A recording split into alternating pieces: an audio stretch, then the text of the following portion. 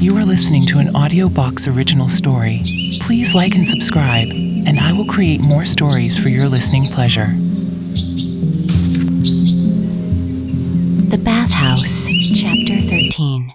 The Split Scepter.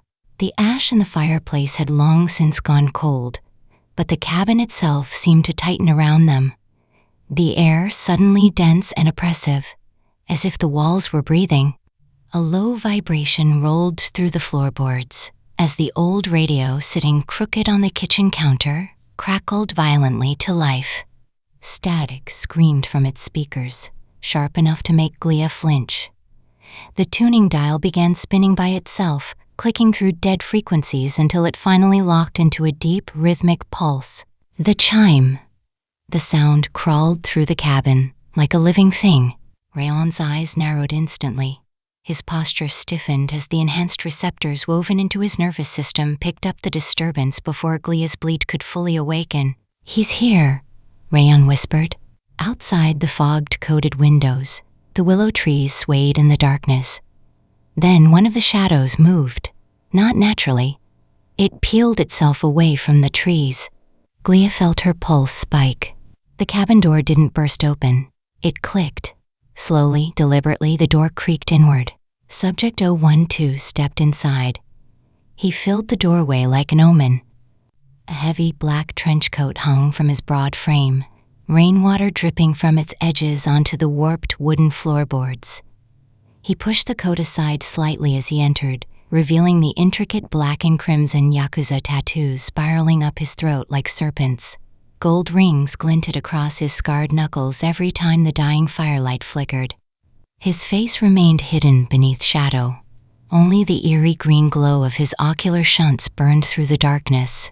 "You saw the blood on the floorboards, didn't you, Glia?" The ghost rasped. His voice sounded like gravel dragged across steel. "You finally know how the architect paid for his sins." Glia stood her ground despite the cold pressure building in her chest. "You were his first hitman," she said carefully. "But how did you end up with them?" Her eyes drifted toward the tattoos. For a moment, silence lingered. Then a bitter laugh escaped from somewhere beneath his shadowed face. "When your father was done using me to butcher his enemies, he threw me away like diseased waste." He stepped farther into the cabin, the floor groaning beneath his weight. "He left me bleeding in the neon gutters of Shinjuku while the rain washed pieces of me into the sewer drains.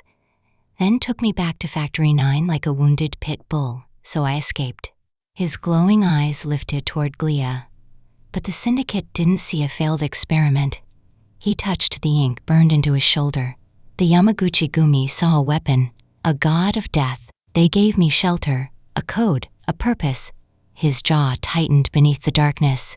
"In their underworld, I stopped being a laboratory animal. They became my sanctuary, my establishment." Outside, distant thunder rolled across the forest. "But Kane," 012 continued, his voice darkening, "Kane threatens everything I built." He reached into his coat and tossed a thin digital projector onto the table. A holographic city map exploded into the air, neon blue streets and sector grids rotating slowly above the wood. "He's not just rebelling against the government anymore," 012 said. "He's cleansing the entire black market ecosystem." Red markers flashed across the hologram. To secure Ash's supply routes, Kane personally executed 3 high-ranking Yakuza bosses. Images appeared briefly beside the markers. Blood-stained interiors, bodies collapsed in traditional homes, walls painted red. He slaughtered them inside their own sanctuaries. Rayon stepped closer to the table, his expression unreadable, though tension coiled beneath his calm demeanor like a loaded spring. "So this stopped being revenge a long time ago," Rayon said quietly, his eyes meeting 12/12's glowing stare. "This is survival." "Precisely." 012 enlarged the map with one scarred finger. "Kane's Ash mercenaries are mobilizing heavy artillery toward the border sectors tonight. My syndicate is preparing retaliation strikes throughout the neon districts. Entire sections of the city lit up red. While my men wage war in the streets, Kane will be forced to redirect his primary forces away from Factory 9. That's when you move." The hologram shifted, revealing a narrow maintenance route beneath the facility. You slip through the throat of the factory. You, 012, said coldly, are the knife. A faint smile crept beneath the shadows of his face. And my men, the city map ignited with spreading red conflict zones, are the distraction. Miles away, beneath the poisoned neon skyline of the capital, Factory 9 pulsed like a mechanical heart beneath the city. Inside the master office, the air smelled of antiseptic, machine oil, and slow decay. The architect sat imprisoned within a mechanized life support chair, his frail body barely recognizable as human anymore. Thin, translucent skin stretched tightly across his bones like brittle glass, while tubes carrying glowing green fluid pulsed in and out of his spine and arms. The machines surrounding him hissed constantly, keeping him alive. Barely. Across the polished steel office stood Kane. Perfect posture, perfect suit, perfect control. The city's neon glow reflected across the panoramic windows behind him, painting sharp lines of crimson and electric blue across his face. "You've lost your mind, Kane," the architect wheezed. His voice trembled like dying machinery. The oversight committee, the politicians in the Capitol, a violent cough interrupted him. Blood splattered against the inside of his breathing mask. "They'll send the military to flatten this sector if you deploy those units without authorization." Kane chuckled softly. "Let them," he said. And he turned toward the massive observation window overlooking the lower production chambers. Below them, rows upon rows of incubation cylinders stretched into darkness, unfinished seed units suspended in pale fluid like unborn nightmares. "The politicians?" Kane sneered. He slowly turned back toward the old man. "When you began this project 20 years ago in that filthy cabin, it had a beautiful name. Ash." The word hung heavily in the room. A private legion. Untraceable, ruthless, wolves engineered to erase enemies from the shadows. Kane suddenly slammed both palms onto the steel desk. The impact echoed through the office. "But then you became weak." His shadow swallowed the architect whole. "You invited government handlers into our laboratories. You handed our masterpiece over to bureaucrats and cowards. You renamed it Purgatory to make politicians feel safe." The architect struggled to breathe. "It kept us funded." His lungs rattled. "It kept us hidden." "It made us slaves," Kane snapped. He straightened his tie calmly, though rage simmered beneath every movement. "I will not kneel to frightened men in suits." He gestured toward the city skyline beyond the glass.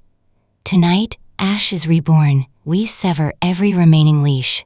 A tactical monitor illuminated beside him, displaying live feeds of armed mercenary units flooding through the eastern sector. "I already eliminated the Yakuza leadership controlling the Undercity."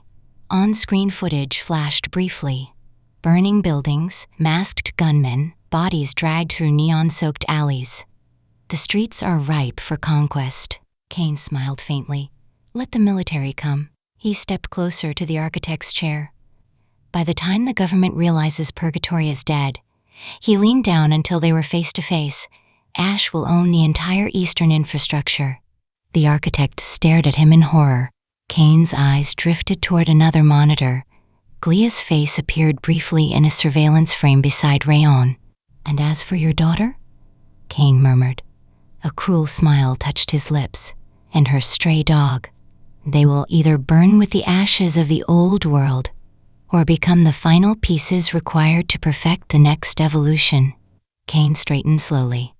Behind him, hundreds of incubation chambers glowed in the darkness like rows of artificial wombs. "The architect's era," he said quietly, "is over." Thank you for returning. Please like and subscribe, and more chapters will be on the way. I write original stories and create an audio version for your listening pleasure. These stories are a work in progress, so subscribe and comment, and it will inspire me to keep the chapters coming. Thanks again for stopping by.